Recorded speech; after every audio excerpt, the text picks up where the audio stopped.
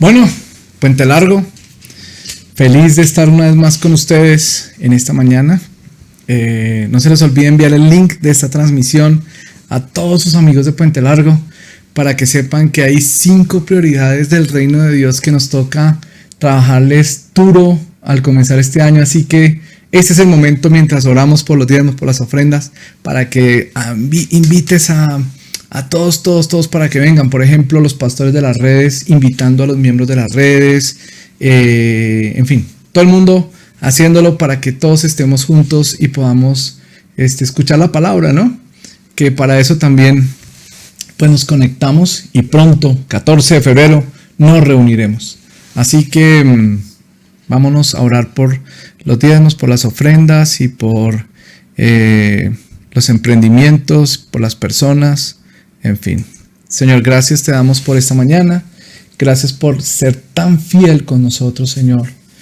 Nuestro proveedor no es la empresa, nuestro proveedor no es ni siquiera el que nos compra, nuestro proveedor no son los grandes inversionistas, ni tampoco nuestro proveedor es el gobierno.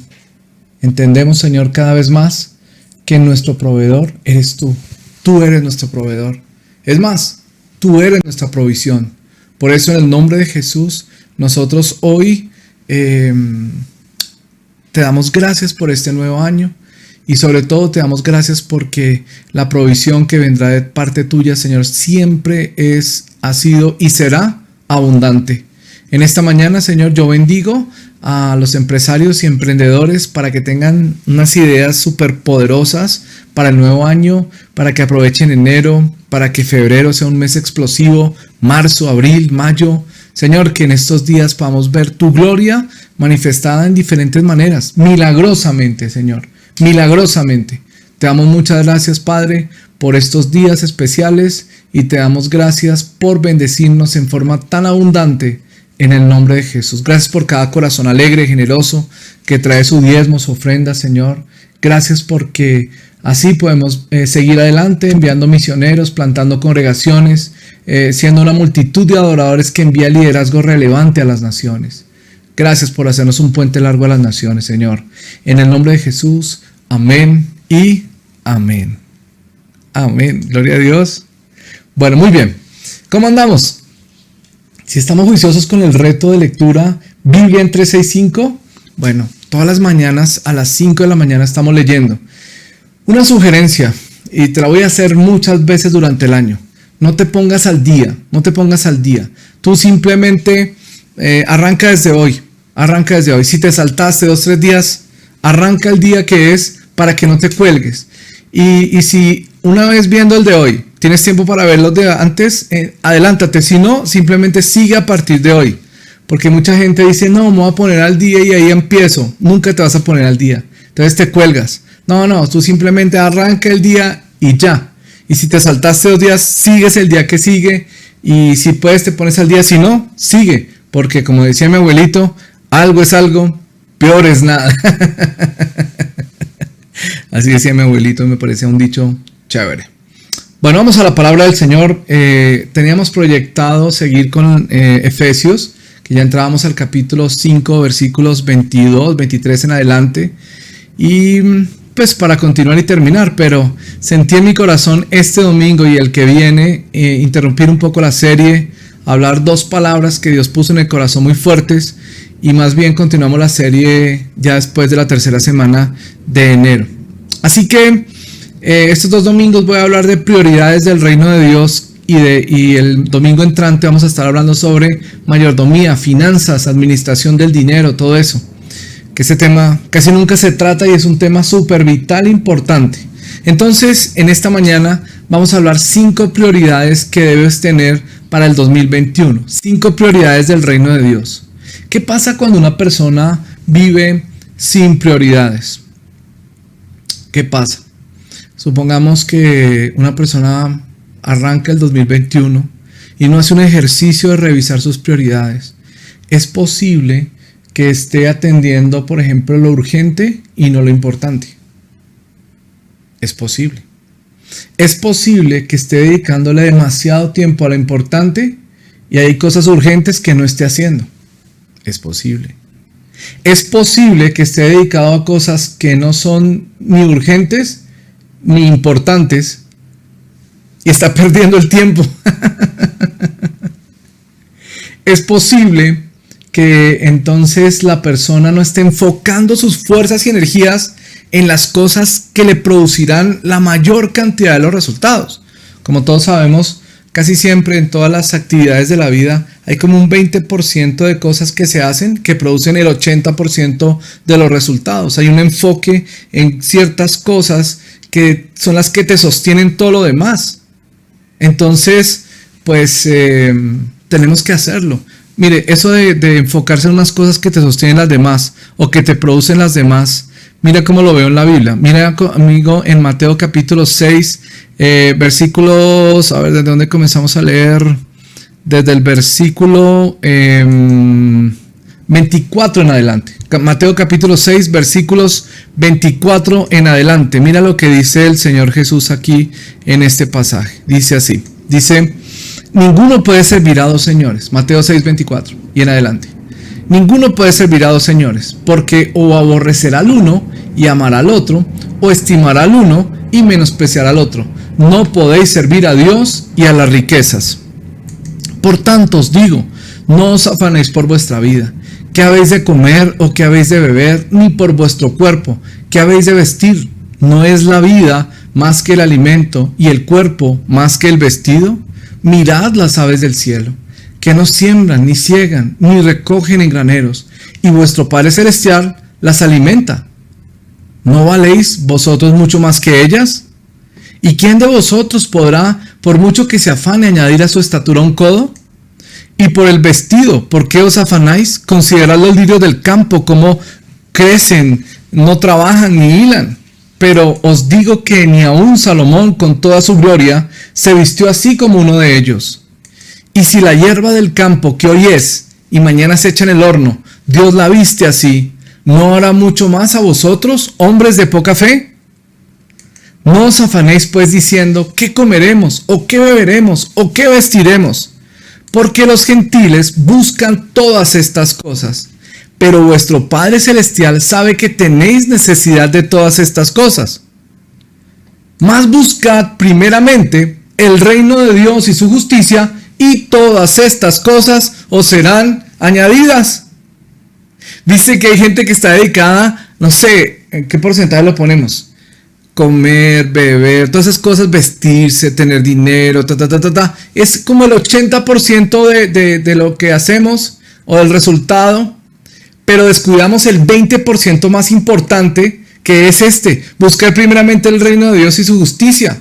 Y aquí dice que si nos enfocamos en esto que es lo prioritario, lo secundario va a ser añadido. Entonces, el problema que tenemos es que no nos enfocamos en lo prioritario, sino en lo que está de segundo, tercero, cuarto lugar, y por eso muchas cosas no funcionan. Entonces, esta mañana el llamado de Dios es: vuelve a lo prioritario. Y en el caso nuestro, como iglesia, lo prioritario es el reino de Dios y su justicia. Dígalo conmigo: mi negocio es el reino de Dios. No estoy diciéndote en el sentido malo de la palabra, de que sea un negocio, sino te estoy diciendo en el sentido de prioridad.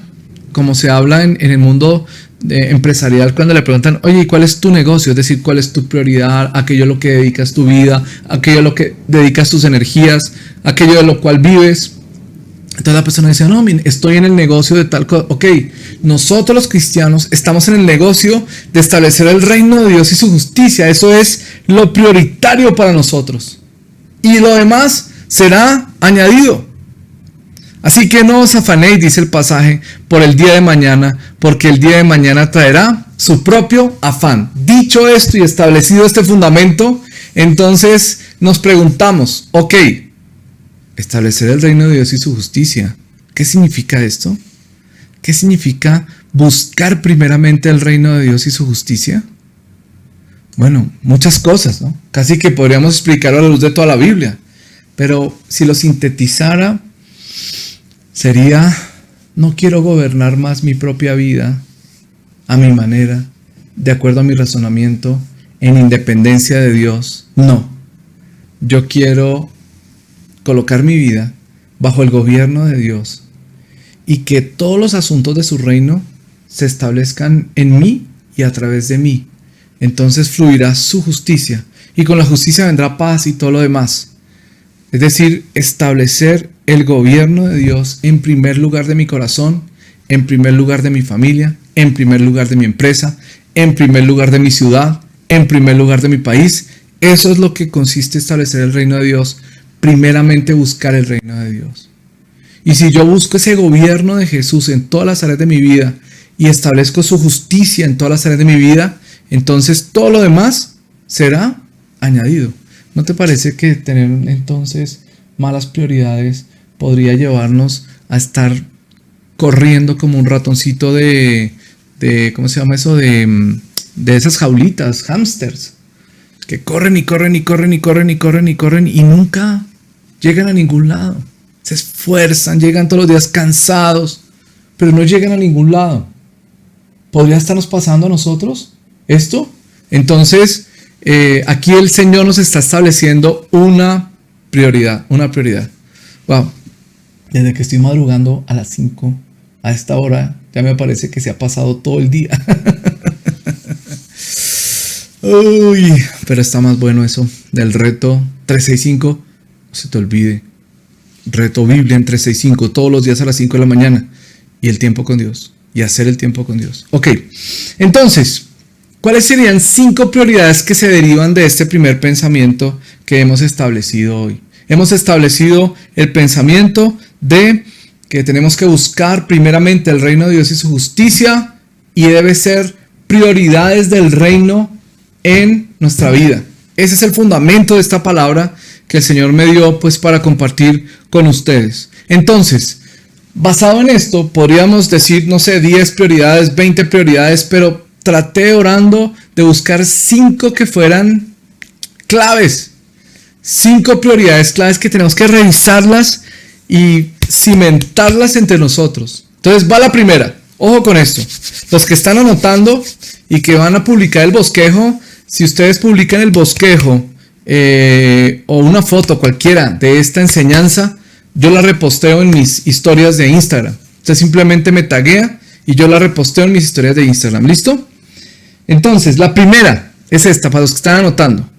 Es intimidad con Dios. O sea, retomar, establecer, enfatizar la intimidad con Dios. Intimidad con Dios es un asunto prioritario en el reino. Es más, yo diría que de la intimidad con Dios deriva todo el resto de lo que pasa en nuestra vida. De la intimidad con Dios fluye todo lo demás. Es como en un matrimonio. En un matrimonio, de la intimidad de la pareja fluye todo lo demás. La intimidad es esa capacidad de comunicación plena, ¿no? Entre los dos. Es ese andar desnudo sin avergonzarse. Es ese conocimiento relacional máximo, en donde conocemos el corazón del otro y el otro conoce nuestro corazón. Hay un pasaje que es el que el Señor trae a mi corazón relacionado con este tema de la intimidad.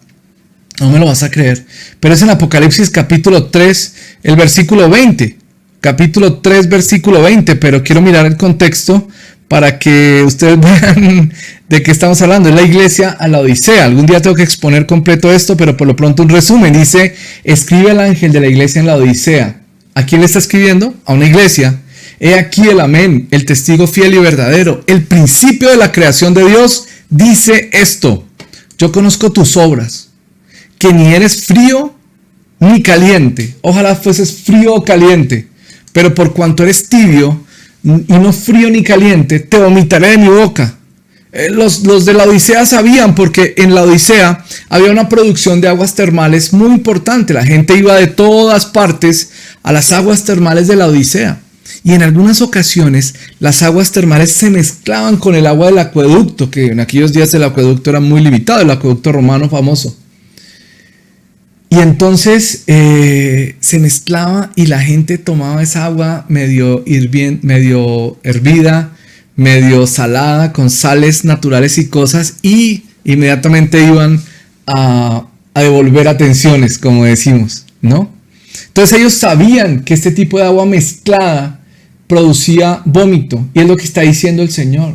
Hey, no, eres agua termal, eres agua que no es ni tibia ni fría, sino que no eres ni fría ni caliente, sino tibia, y con esas sales y toda esa cuestión produces vómito, ¿no?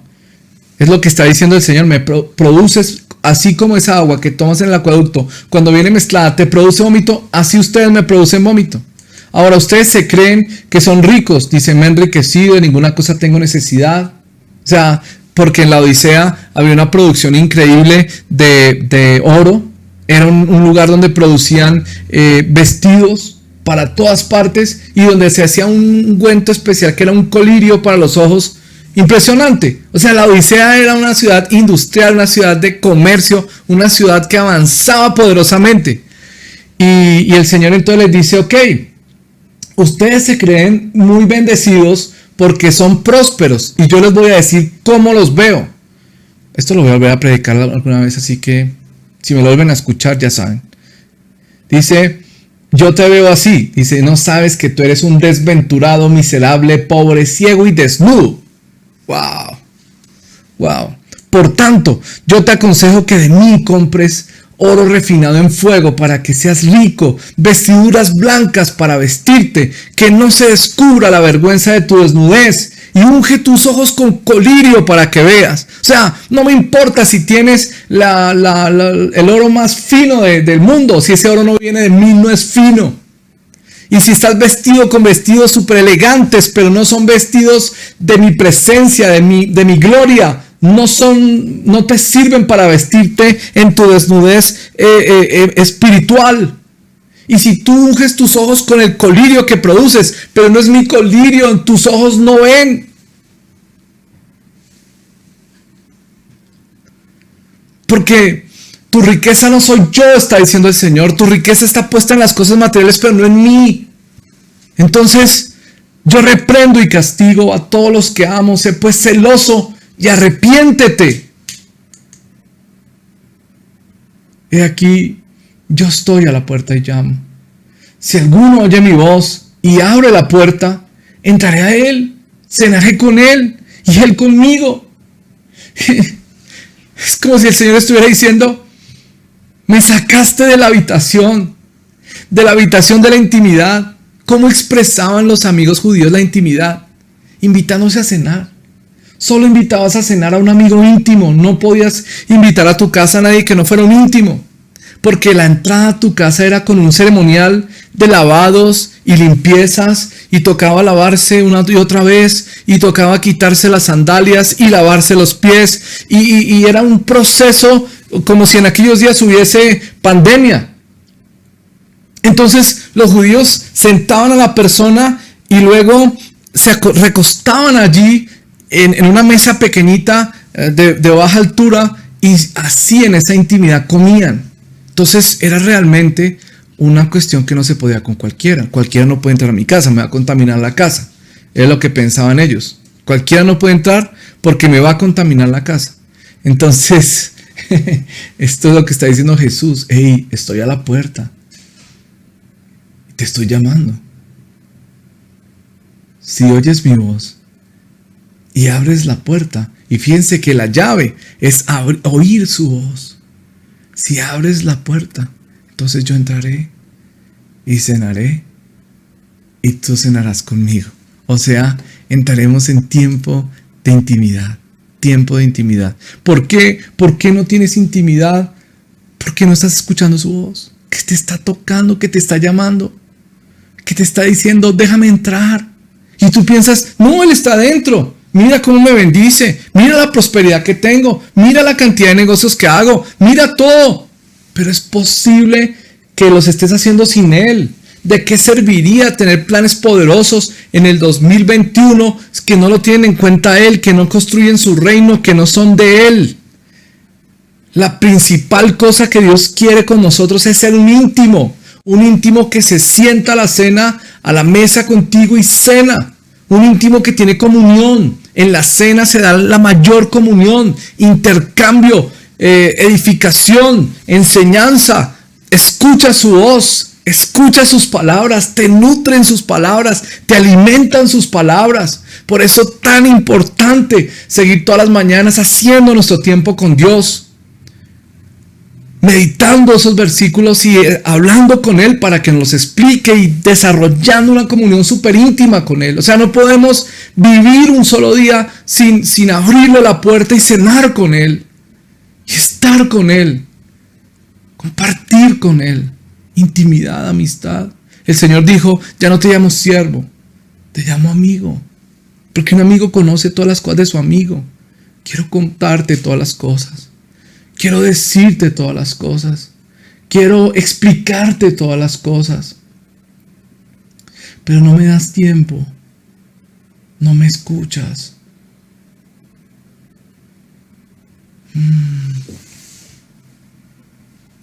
La primera prioridad, la primera cosa que el Señor quiere restaurar en su pueblo en este 2021 y para siempre es intimidad. Un pueblo de intimidad. Un pueblo de intimidad es un pueblo que entenderá los principios, lo que está pasando, entenderá más la palabra, tendrá revelación de esa relación especial íntima con Dios. Así que tenemos que ser ese pueblo de intimidad con Dios. Amén. Muy bien. Segunda prioridad. La primera prioridad fue toda una prédica completa, ¿no? Ya podríamos dejarlo ahí y decir, ok, ya dejémoslo ahí, pero Dios me dio 5, así que las voy a dar las 5, así me den las 5 de la tarde. Pero vamos a estar ahí en las 5 y cada vez va a haber más gente conectada en el nombre de Jesús. Más gente cada vez. No importa. Sí me importa y no me importa. Ok. La segunda prioridad que Dios me hablaba al corazón es que en el 2021 no podemos seguir viendo con los ojos humanos solamente. Tenemos que aprender a ver con los ojos de Dios. Ver con los ojos de Dios. Porque, entiéndame algo, el mundo está complicado. El mundo está entrando cada vez más y más en tinieblas. El Imperio Romano estaba en su momento en unas tinieblas impresionantes. En tiempos, por ejemplo, de confrontaciones con los ejércitos enemigos, el mundo estaba en tinieblas tremendas. Pero la gente que se dejaba llevar por esas tinieblas, pues no veía las tinieblas y andaban ciegos. Pero la gente que tenía luz hacía la diferencia. Y eso es lo que Dios quiere en este tiempo, que nosotros veamos con sus ojos, desde una perspectiva divina y no una perspectiva simplemente humana. Que veamos con sus ojos, es lo que dice el Señor para este año 2021 y para los años que vienen. No quiero un pueblo que mire las cosas solo naturalmente y que le dé a todo explicaciones solo naturales. Quiero un pueblo que sea profundo en mirar sobrenaturalmente. En mirar lo que yo veo, las cosas desde mi óptica. Y ese pueblo es el pueblo que hará la obra de Dios. Entonces, en este tiempo tenemos que deshacernos de nuestros ojos naturales para entrar a disfrutar de esos ojos espirituales. Ese es el segundo. Entonces decimos ver con los ojos de Dios. Tengo un pasaje para ilustrar de qué estoy hablando cuando pienso en ver con los ojos de Dios. Segunda de Reyes en el capítulo 6. Ustedes conocen esta historia, ¿no? Ustedes conocen estas historias de Segunda de Reyes, el capítulo 6. Pero dice así, en versículo 8. Segunda de Reyes capítulo 6, el versículo 8. Dice así. Tenía el rey de Siria guerra contra Israel y consultando con sus siervos dijo, en tal y tal lugar estará mi campamento. Entonces dice, y el varón de Dios envió a decir al rey de Israel, mira, que no pases por tal lugar porque los sirios van allí. O sea, en otras palabras, lo que ellos, digamos, decían a escondidas, ¿no? Decían en lo oculto. Eliseo lo sabía y se lo decía al rey de Israel. O sea, ellos no se, más terminaban ellos en hacer una reunión y decir, la estrategia que vamos a hacer contra Israel es esta, vamos a acampar allí, vamos a hacerlo así, vamos a hacerlo así, ustedes entran por acá, yo entro por acá, hacemos por aquí, hacemos por allá. No terminaban ellos en hacerlo cuando venía Eliseo y se lo decía al rey de Israel. Le decía, no, rey, pilas que vienen por acá, pilas que vienen por allá, van a hacer esto, van a hacer lo otro, todo. Entonces, llegó un momento en que el rey mire, dice, entonces el rey de Israel envió a aquel lugar que el varón de Dios había dicho y así lo hizo una y otra vez con el fin de cuidarse. Entonces el corazón del rey de Siria se turbó por esto y llamando a sus siervos, a los más cercanos, dijo, ¿no me declararéis vosotros quién de los nuestros es el rey de Israel? Es decir, ¿quién es el traidor? ¿Quién es el traidor que está contando nuestros planes allá? Dice, entonces uno de los siervos dijo, no, rey, señor mío, es el profeta Eliseo, él está en Israel.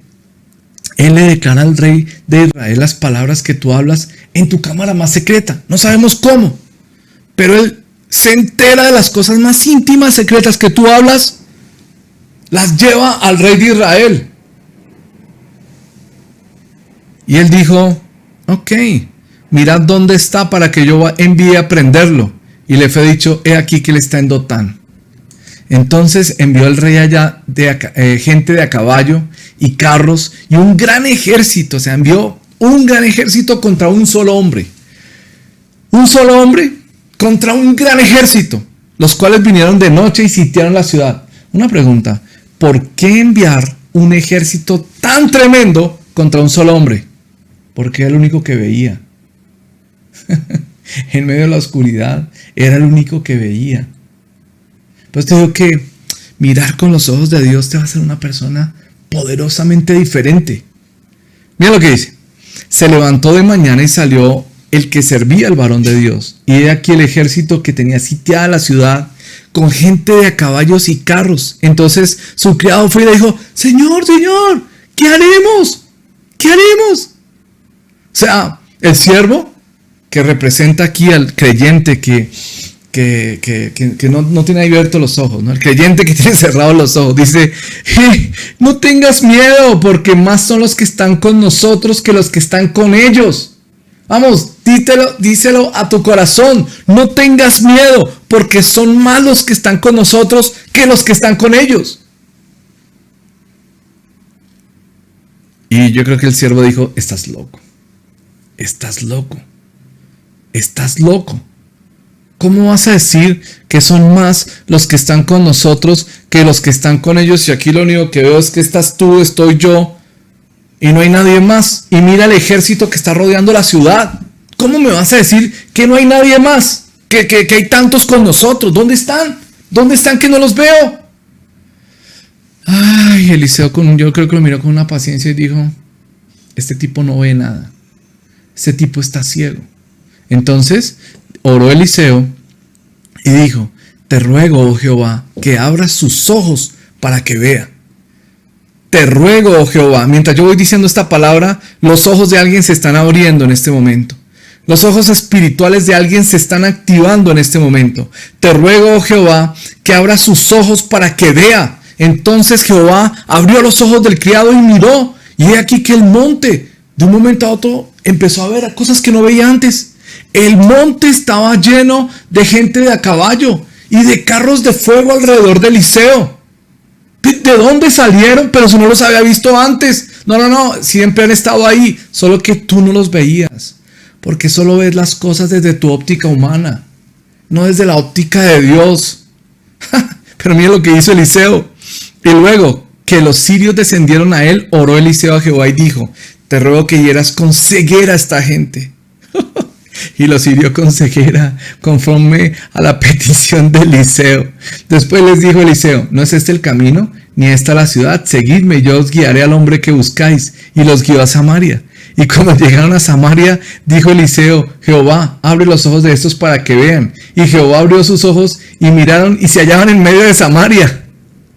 Cuando el rey de Israel los hubo visto, dijo Eliseo, ¿los mataré, padre mío? Él respondió, no los mates, ¿matarías tú a los que tomaste cautivo con tu espada o con tu arco? Pon delante de ellos pan y agua para que coman y beban y vuelvan a sus señores. ¡Wow! Esto es tremendo. En vez de matarlos les dieron de comer. O sea, los tipos debieron quedar. ¿Qué nos pasó? Pero si tú te das cuenta, y esto tiene mucho más que explorarle a este pasaje y estudiarlo, pero si tú te das cuenta, Eliseo, que era el único que veía espiritualmente, entendía desde la óptica de Dios lo que estaba pasando y eso lo llevó a prevalecer. Y yo en el nombre de Jesús hablo sobre tu vida, que se te abran los ojos y puedas ver con los ojos de Dios, para que no andes ciego a tientas, sino que puedas ver las cosas desde la perspectiva de Dios y entender su voluntad. Y vas a ver cómo puedes prevalecer en medio de esta sociedad. Se requiere esto más que nunca. Tenemos que tener los ojos abiertos para entender las estrategias del diablo, para entender cómo el diablo está haciendo cosas malignas entre nosotros. En el nombre de Jesús. En el nombre de Jesús. En el nombre de Jesús. Bueno, muy bien. Entonces, la segunda cosa es pedirle al Señor que abra nuestros ojos. Así que vamos a escribir. Primero, escríbalo ahí en el chat. Primero, intimidad con Dios. Segundo, abrir los ojos y ver desde la perspectiva de Dios. Ver con los ojos de Dios. Así lo hemos puesto. Ver con los ojos de Dios. Primero, tener intimidad con Dios. Y segundo, ver desde la perspectiva de Dios. ¿Qué tal vamos? ¿Vamos firmes ahí en esa palabra? Ok, vamos a la tercera. Tercera cosa es descansar en Jesús. El Señor me decía que es importante en este tiempo descansar en Jesús. Descansa en Jesús. Aprende a descansar en Jesús. El pasaje obviamente es Mateo capítulo 11, el versículo 28, que es tan conocido. Pero quiero mostrarles un poco el contexto porque a veces pasamos por encima de estos pasajes y al no ver el contexto no los entendemos del todo, ¿no? No los entendemos del todo. Dice el capítulo 11 de Mateo, versículo 25. Dice así: En aquel tiempo respondió Jesús, dijo: Te alabo, Padre, Señor del cielo y de la tierra, porque escondiste estas cosas de los sabios y de los entendidos y se las revelaste a los niños.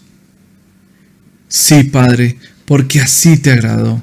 Todas las cosas me fueron entregadas por mi Padre, y nadie conoce al Hijo sino al Padre, ni al Padre conoce a alguno sino el Hijo, y aquel a quien el Hijo le quiera revelar. O sea, lo que está diciendo aquí el Señor es que a causa de la falta de revelación del Padre, a causa de esa búsqueda interior que todo ser humano tiene, del Padre, de su Padre celestial, a causa de buscarlo de una forma, de la otra, y de buscar descanso en miles de cosas, el ser humano está cansado.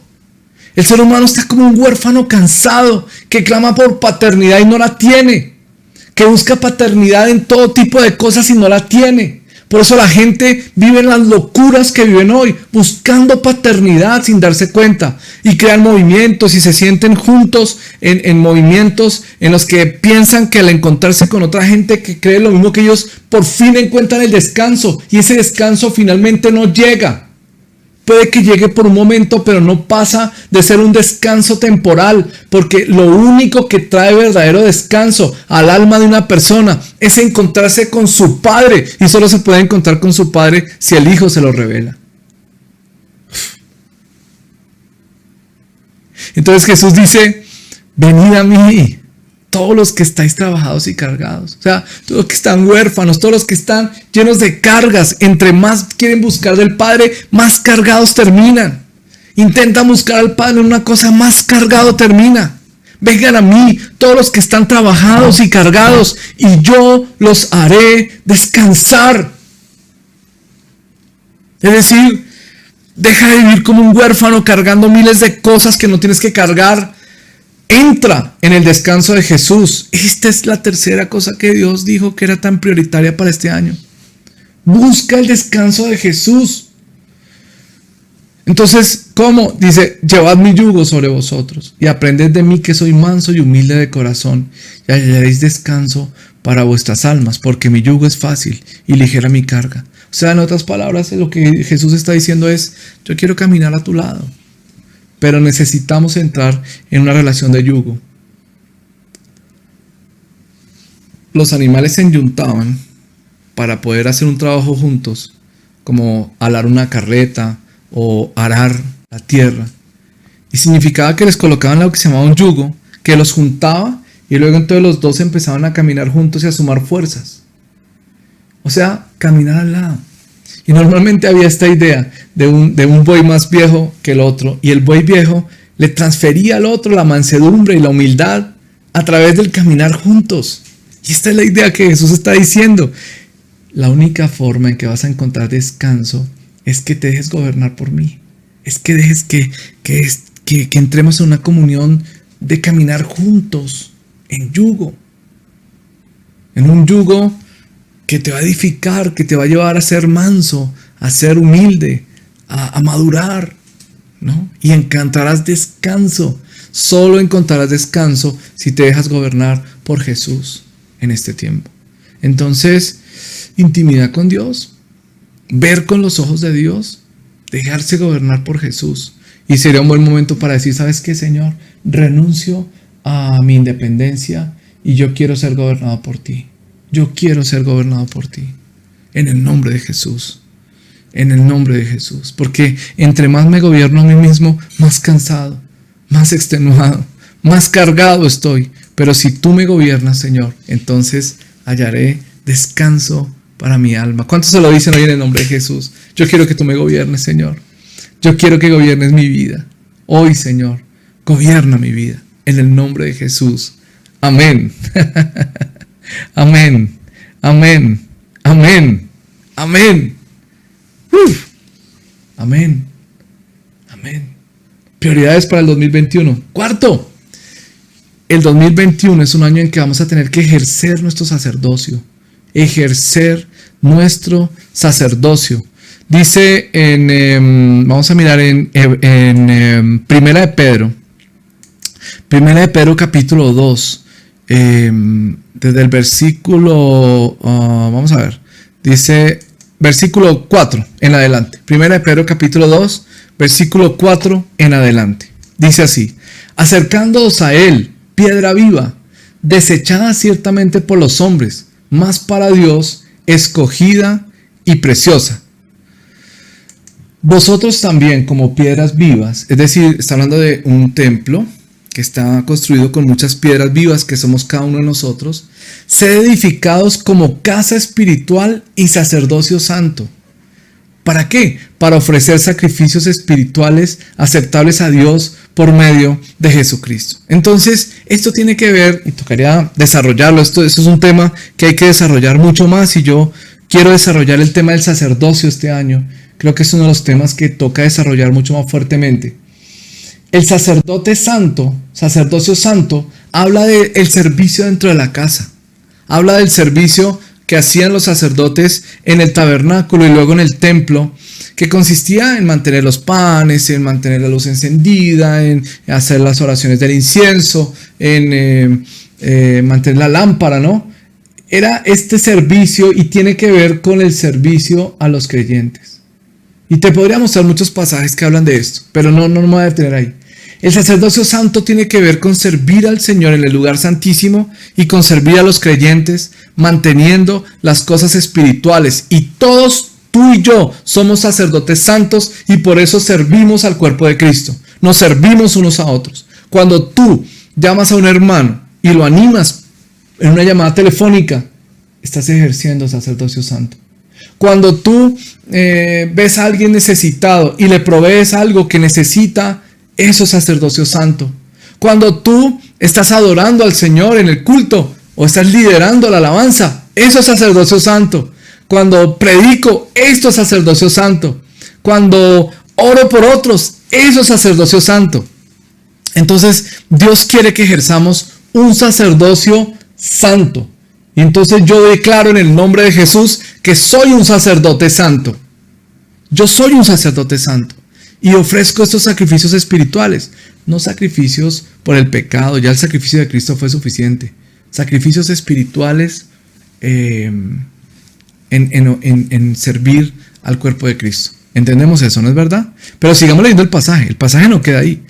Debemos ser sacerdotes santos. Dice, por lo cual también contiene la escritura: he aquí pongo en Sión la principal piedra del ángulo, escogida, preciosa. El que creyere en él no será avergonzado. Para vosotros, pues, los que creéis, él es precioso. Pero para los que no creen, la piedra que los edificadores desecharon ha venido a ser la cabeza del ángulo, y piedra de tropiezo y roca que hace caer, porque tropiezan en la palabra, siendo desobedientes a lo que fueron a lo cual fueron también destinados. Más vosotros sois linaje escogido, real sacerdocio, nación santa, pueblo adquirido por Dios. ¿Para qué? ¿En qué consiste el sacerdocio real? A diferencia del sacerdocio santo. El sacerdocio santo tiene que ver con el servicio al Señor y a su pueblo. Pero ¿en qué consiste el sacerdocio real? En anunciar las virtudes de aquel que nos llamó de las tinieblas a su luz admirable. ¿A quiénes? A los que no son pueblo, así como nosotros antes no éramos pueblo, pero ahora somos pueblo de Dios. En otro tiempo no habíamos alcanzado misericordia, pero ahora hemos alcanzado esa misericordia de Dios. Es ese anuncio, ese servicio a los que no conocen. Cuando vamos a llevar en los mercados a las personas que no conocen de Cristo, ahí estamos haciendo un sacerdocio real. Cuando estamos predicando el evangelio, sacerdocio real. Cuando estamos haciendo acciones de amor que la sociedad en general ven, eso es sacerdocio real.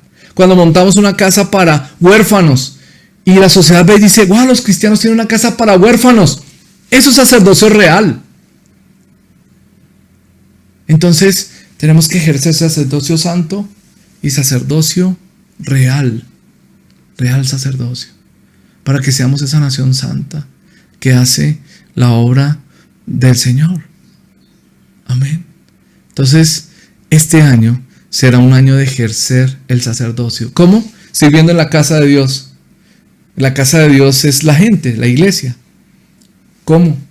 Liderando, enseñando, ayudando con los cables, ayudando con cosas, teniendo comunión unos con otros, llamando al que está triste, consolando al que está desesperado. En fin, muchas maneras, servir al Señor, sacerdote santo, y soy sacerdote real porque también comunico las virtudes de aquel que me llamó de las tinieblas a su luz admirable. Es decir, cuando les digo a los demás, hay luz en el Señor, estoy ejerciendo un sacerdocio real. Gloria a Dios. No sé, a mí me bendice mucho todo esto que estamos hablando. Siento que es parte del corazón de Dios para Puente Largo y en especial para ti que me estás oyendo hoy y para mí. Y creo que eso es lo que el Señor quiere que hagamos en este tiempo en una forma muy fuerte, en una forma súper fuerte. Ok, la quinta. ¿Repasamos hasta acá? Repasemos hasta aquí. ¿Quién me ayuda a escribir las 5? A ver. Primero, intimidad con Dios. Segundo, ver con los ojos de Dios. Tercero, descansar en Cristo, en Jesús. Ya vimos que las tres están tan relacionadas, ¿no? De la intimidad con Dios se me abren los ojos, y de la apertura de ojos también veo al Padre, y al ver al Padre en Cristo descanso, ¿no? Descansar en Cristo. Y la cuarta,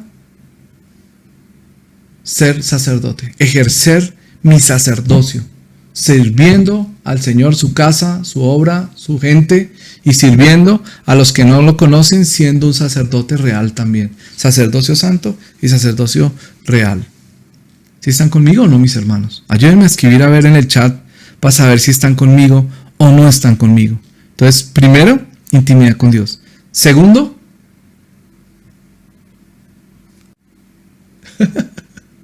¿si están conmigo o no están conmigo?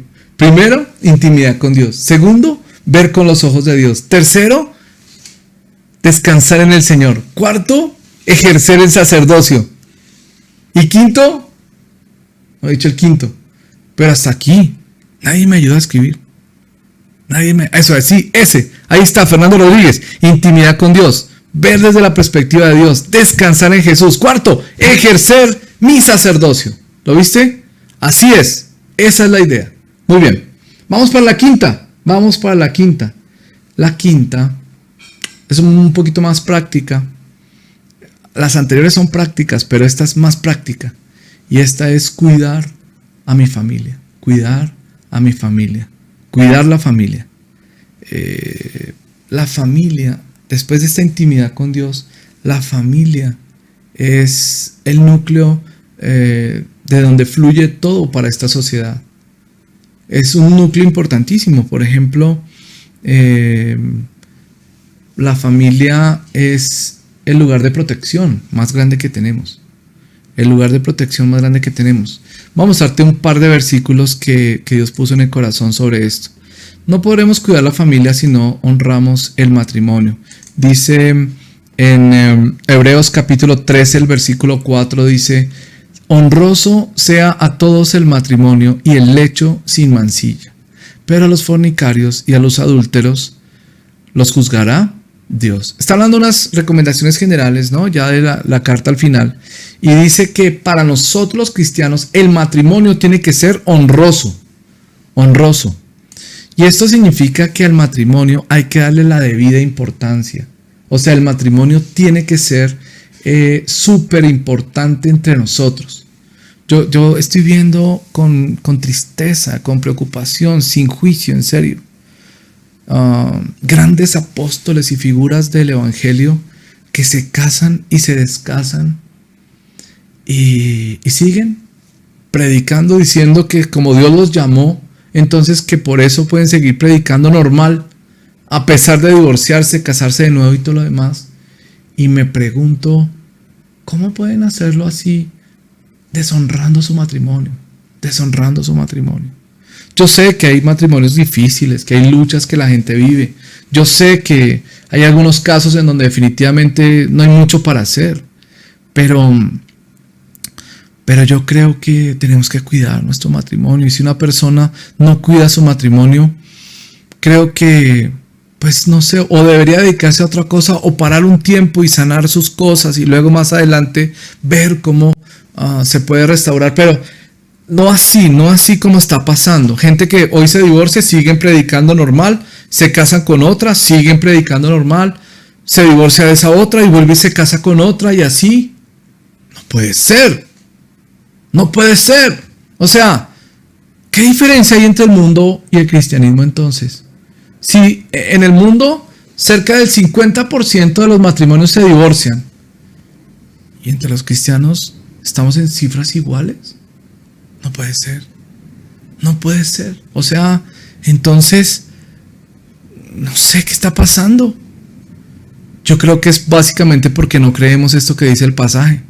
Honroso sea a todos el matrimonio y el lecho sin mancilla. No todos los matrimonios se rompen por lecho mancillado, ¿no? Pero hay mucha gente que no cuida el matrimonio, no lo honra. Y el matrimonio es vital para cuidar la familia. No puedes decir que cuidas a tus hijos y a tu esposa si la maltratas y todo lo demás. No puedes venirme a decir que respetas a tus hijos o les estás enseñando respeto cuando no respetas a tu esposo, y en fin. El matrimonio es algo que está en el corazón del Señor en forma muy fuerte. Entonces,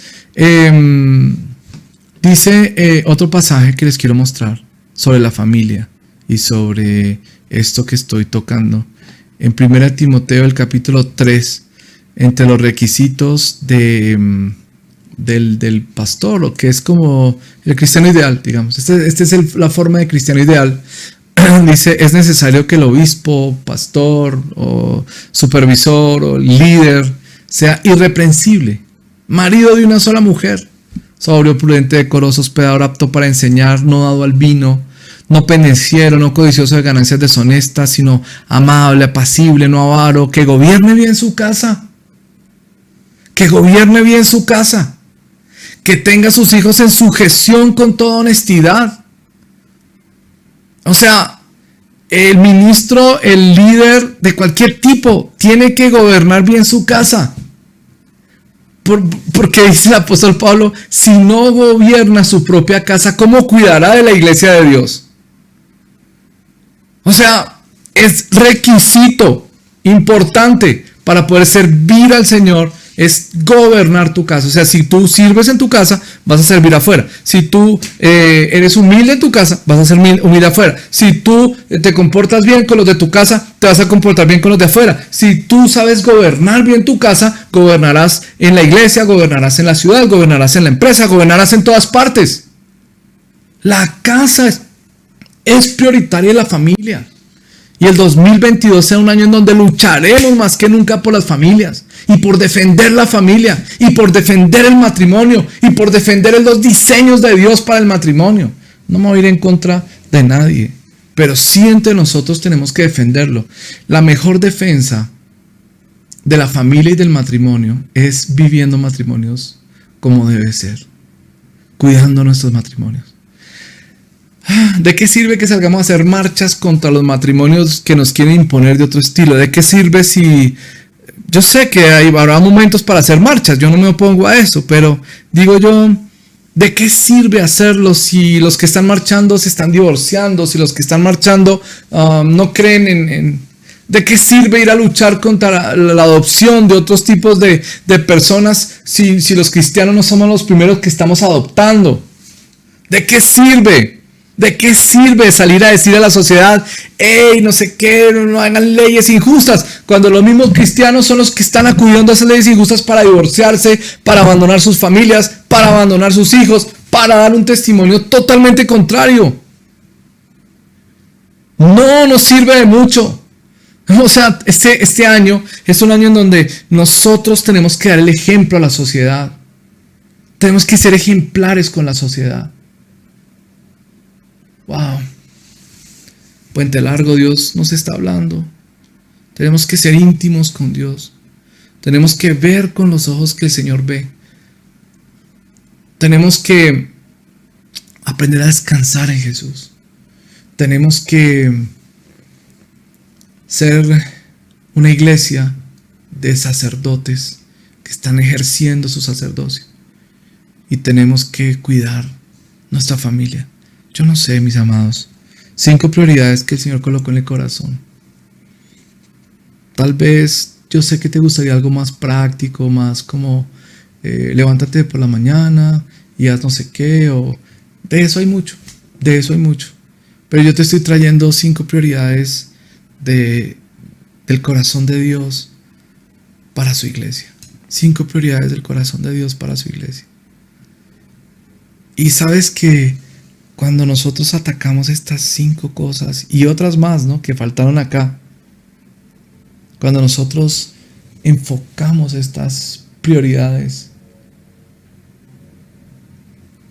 el resto de las cosas se empiezan a organizar, a ordenar. Es como que el resto de las cosas dependen de estas y otras que me faltaron nombrar acá. Entonces, a veces estamos dedicados a las otras cosas y no nos damos cuenta que la razón por la que las otras cosas no funcionan, o puede ser que funcionen, pero que al final se frustran o se dañan, es porque no estamos enfocados en estas que son las prioritarias. Si tú le trabajas muchas veces en el 20% de las cosas que trabajas, producen el 80% de los resultados. Estas 5 que te he dicho son de esas, de las que si trabajas duro en ellas, vas a producir el 80% de los resultados. Acuérdemelas en el chat, vamos, escríbalas. Ay, gracias, ahí las están escribiendo. Gracias, ahí las están escribiendo. ¿Cuáles son? Intimidad con Dios. Ver con los ojos de Dios. O sea, no caminar desde una perspectiva humana, sino desde una perspectiva divina en nuestra mirada. Descansar en Jesús. Para disfrutar de la paternidad y del yugo del Señor y caminar en sus diseños y caminar junto con Él. Y mi carácter va siendo transformado y en fin. Ejercer nuestro sacerdocio para ejercer un sacerdocio santo y un sacerdocio real. Yo sé que para muchos esto está haciendo revelación. Y quinto, cuidar la familia. Honrar nuestros matrimonios. Cuidar nuestras casas. Gobernarlas, que no significa mandar, sino significa cuidarlas, servirlas y mantener un orden de Dios para que la familia sea el centro del mover de Dios en la sociedad, en la iglesia, en todo. Y si no, ¿con qué autoridad vamos a salir a hablarle a una sociedad que lo primero que está destruyendo es la familia? Hay muchas formas de pensar que la única manera que tienen de hallar nido en medio de la sociedad es que la familia se destruya. Por eso el ataque principal va a ser contra la familia. Y nosotros tenemos que estar ahí fortaleciendo las familias para que no puedan entrar, para que no puedan acceder. En el nombre de Jesús, levantémonos a defender estas cosas, a trabajarlas, y vas a ver cómo las demás cosas son añadidas. Si establecemos y buscamos el reino de Dios y su justicia de primero, todo lo demás será añadido. Si trabajamos prioritariamente en estas cosas, el resto por ciento de las cosas se empiezan a dar. Wow. Hoy al hacer la cena del Señor, le decimos al Señor esto: tú eres nuestra prioridad. Tú eres nuestra prioridad. En este año 2021, tú eres nuestra prioridad. Por eso, Señor, levantamos el pan y levantamos la copa para decirte, Jesús, gracias porque en ese pan, en esa entrega de tu cuerpo, tú decidiste que tu prioridad no era hacer tu propia voluntad, sino la del Padre. Te entregaste por nosotros, te entregaste por el Padre. Gracias, Jesús. Nosotros queremos hacer lo mismo también, vivir con toda nuestra intensidad para ti, Señor, para ti. Hoy, Señor, al celebrar la cena, declaramos esto en el nombre de Jesús. Tú eres nuestra prioridad. Viviremos para ti este 2021. Nos alimentaremos de ti. Tú serás nuestro alimento. Viviremos en esta intimidad que marca el comer juntos esta cena. Tú y yo, Señor, comiendo juntos, hablando, intimando, en el nombre de Jesús. Amén.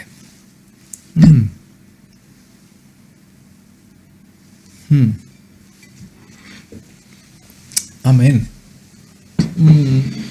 Amén. No te olvides que esta semana seguimos con nuestro tiempo a las 5 de la mañana de lectura de la Biblia, Biblia en 365. No te olvides de hacer el tiempo con Dios. Devocionales y fundamentos. Es muy importante comprar el tiempo con Dios. No te olvides que tú eres un hijo, una hija de Dios, que tienes que vivir como sacerdote representando a Dios y haciendo su obra. No te olvides que somos una iglesia que envía misioneros a las naciones. No te olvides. ¿Quieres saber sobre finanzas? ¿Quieres saber cómo administrar bien las finanzas?